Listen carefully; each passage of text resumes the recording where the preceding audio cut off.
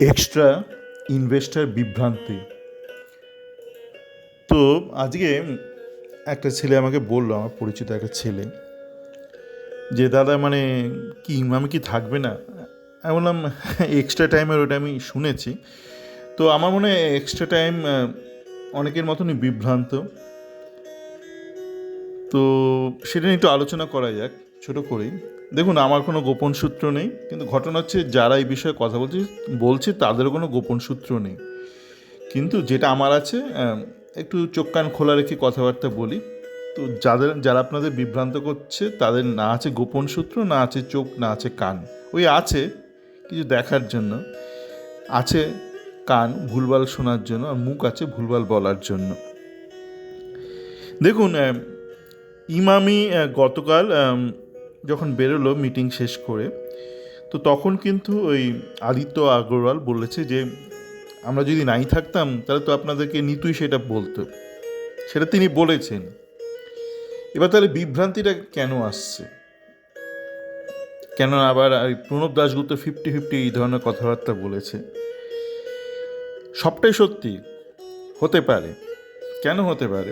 দেখুন, এই সিজনটা যখন চলছিল তখনই আমরা এক প্রকার শুনেছিলাম যে ইমামি হয়তো আগামী মরশুমে সোলো ইনভেস্টর হিসেবে থাকবে না, মানে তারাও টাকা ঢালবে, তার সাথে সাথে আরও অনেকে টাকা ঢালবে, জুপিটার বা এই ধরনের, বা যে কেউ হতে পারে, সেটা শুধু জুপিটার কেন, যে কেউ হতে পারে। বিগত মরশুমেও কিন্তু ক্লাব থেকে কিছুটা টাকা ঢেলেছে, কিন্তু সেটা খুব মানে বিশাল মানে একটা পার্সেন্টেজ নয়। Emami significant percentage. তো এটা কিন্তু মানে প্রত্যাশিতই, যে কারণ ইমামি দেখুন, ওরা বারবার বলে এসছে যে ওরা ঠিক মানে ফুটবল কালচার ওরিয়েন্টেড কোম্পানি নয়। নেয়াত আগের যে সরকার ছিল পশ্চিমবঙ্গে, তারা খেলাটায় খুব প্রাধান্য দিত। তো সেই জন্য তারা মানে খেলাটাতে ইনভেস্ট করেছে, এবং ওরা কিন্তু বলে আসছিল যে ওরা ইনভেস্টমেন্ট একটু কমাবে, সেটা খুব স্বাভাবিক। তো সেই সম্ভাবনাটা কিন্তু প্রবল, যে ওরা হয়তো বলেছে যে আপনাদেরকেও এটা ভালো পার্সেন্টেজ টাকা ঢালতে হবে। সেটা দেখা যাক কীভাবে কী হয়। এবং এইটার সাথে কিন্তু কোচ এইসব ব্যাপারগুলো খুব জড়িত। এখন আপনার আজকে নবীর একটা ইন্টারভিউ শুনছিলাম, এক্সট্রা টাইমে বলছে যে একটাও প্লেয়ার ডেভেলপ করেনি অস্কার। এটা ঘটনা, যেটা আমি অনেকবার বলেছি। এতটা বিলাসিতা পোষায় না ভারতবর্ষের মতন দেশে, যার ফুটবল এত নিচ, তার মান এত নিম্নমানের ফুটবল, দেশের সামগ্রিক আর্থিক অবস্থাটা খুব একটা ভালো নয়। আমাকে আজকে সকালে ভারত থেকে আমার ব্যাংকের অ্যাকাউন্ট ম্যানেজার বলছিল কোনো ইনভেস্টমেন্ট করবো কি না। তাই বললাম এই মুহূর্তে যে অবস্থা দেশে, কোথায় লাগাবো দাদা টাকা, মানে একটু মানে শঙ্কায় রয়েছি। তো বলছে বিদেশি কিছু ফান্ডে যদি টাকা লাগান। বললাম দেশের আর্থিক অবস্থায় ঝুলে রয়েছে, তো বিদেশে টাকা লাগিয়ে আমার কী হবে, মানে বিদেশি কোনো ফান্ডে দিনের শেষে তো ভারতের মারফতই তো টাকাটা আমার কাছে ফেরত আসবে।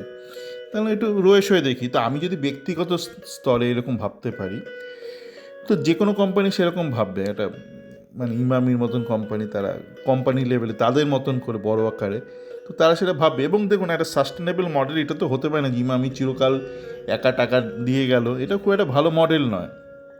তো এটা হওয়ারই ছিল।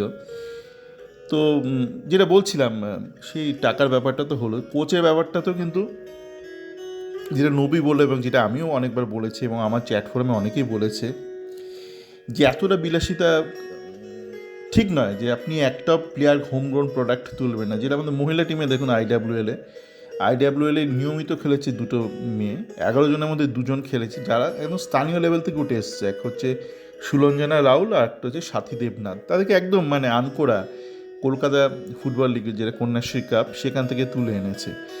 তো এই ধরনের আপনার কোচ লাগবে কিন্তু, যে ইউথ ডেভেলপমেন্টের কাজটা জানে। নবী প্রথমে বলছিল যে বাঙালিদের সর্বনাশ, বাঙালি সর্বনাশ নয়, অস্কার ইউথ ডেভেলপমেন্টের কাজটাই জানে না। ওকে স্প্যানিশ বাচ্চা দিলেও তুলতে পারবে না। এখানে বাঙালি অবাঙালির ব্যাপারই না, ও ইউথ ডেভেলপমেন্টের কাজটাই জানে না।